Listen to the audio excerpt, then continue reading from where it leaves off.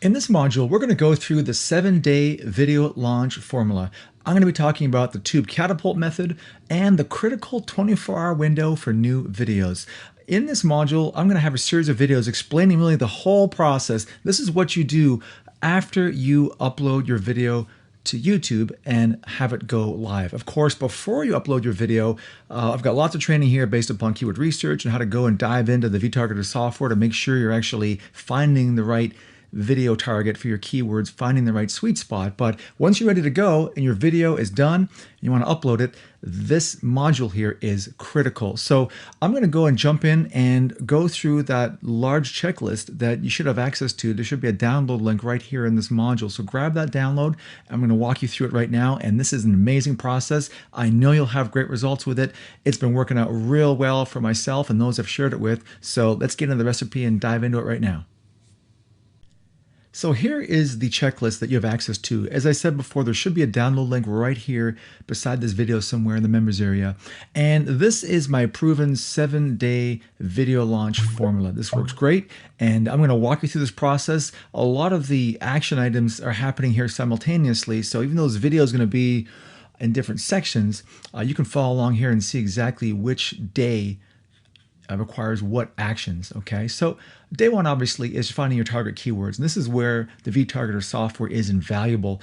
Going through and finding really a focal point for your video. And you don't want to target too many primary keywords. You want to focus on one and maybe have another secondary keyword, and that's really about it. And when it comes to uploading your video, there's a few things that I want to talk to you about.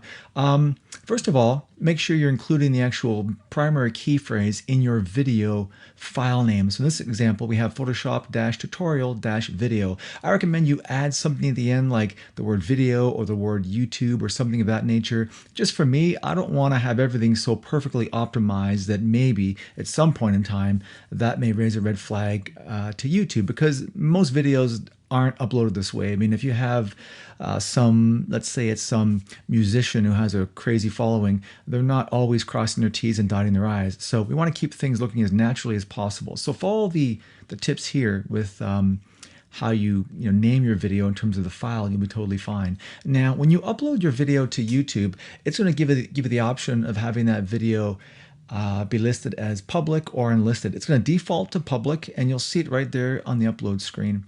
It'll say public. You have to go and click on the drop-down menu and make sure your video is set as unlisted. And this is really, really critical. And I'm not sure why this happens. This is what I call the tube catapult method. I didn't invent it. I can't take credit for it, but I know that a few people have used it, and I kind of caught on to it about 6 months ago, and it's worked out great. And what happens, I think, is that when you set your video to unlisted, essentially people can't find it using YouTube search. So it's sort of like in a holding cell, if you will. And my understanding is that if you are then getting some views to that video, you're getting a few comments and a few likes, so there's actually activity happening, there's momentum and there's movement happening. When you go and actually set that video to public, which is day 7 of the launch formula I'll show you here, it tends to sort of just, again, catapult or just slingshot that video way up in the rankings. I think because YouTube's trying to catch up and say, hold on a second, wait, this is a brand new video, and already there's likes, there's views, there's things happening, there's momentum, there's excitement happening, this video's alive, obviously there's movement, and that's much more exciting than taking a video and uploading it, and then like nothing really happens for the next few days, and then slowly you get a few views, and that's kind of typically how it goes with videos, right? So very important, set it to unlisted. And then also very important is you want to get some views within the first 24 hours after uploading. So if you upload your video today at 3:00 p.m., by this time at 3:00 p.m. tomorrow, you want to have at least 10 views with that video. Now, obviously, you can do that a number of different ways. If you have friends and family and that sort of thing, you can do that. I'm not suggesting you go and watch your video 10 times. That's not going to work. If you watch it a couple times, that may count. But after that, YouTube ignores any other views coming from your same computer, same IP address.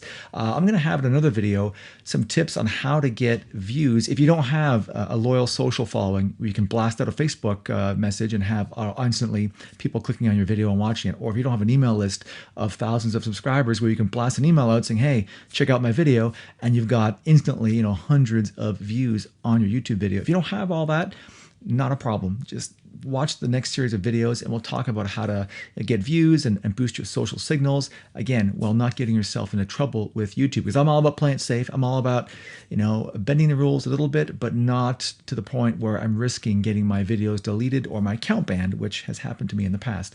So again, very important. Unlisted, get some views within the first 24 hours. And in terms of the first week, that's why this is a 7-day process, because the first 7 days are really critical. I call it the honeymoon phase with YouTube. You're kind of in love, you're figuring each other out, you're trying to get a sense on what the other person is like.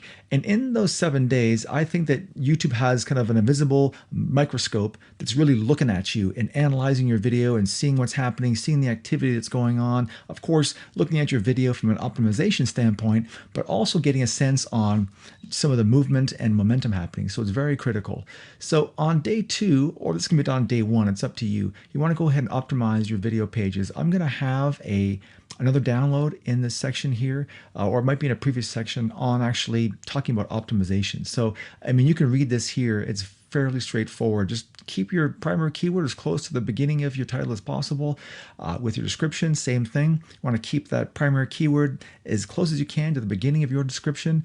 Often I'll drop it in a second time, which I do find does help in some cases.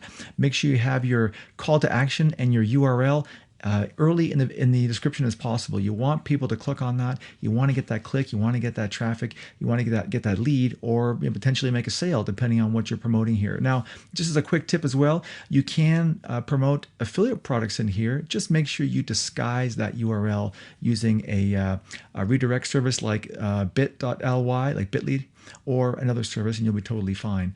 And in terms of your video tags, it's not horribly complicated here. What I'll do is I will sometimes look at the top videos that are ranked within my target key phrase. I'll just get an idea what kind of tags they're using. Also, I will look at other keywords that I want to optimize for that get decent traffic flow. I'll just add those into the tags as well. I don't go crazy. I might have 4 or 6 or 8 tags depending. Also, you'll notice that YouTube will give you some suggested tags as well. So I'll often add 1 or 3 of those depending if I find they're appropriate, and that's basically it. That is sort of the first 24 hours, if you will, once you get your video uploaded and ready to be released onto YouTube. In the next section, we're going to talk about some more stuff that you should be doing within the first few days of uploading your video.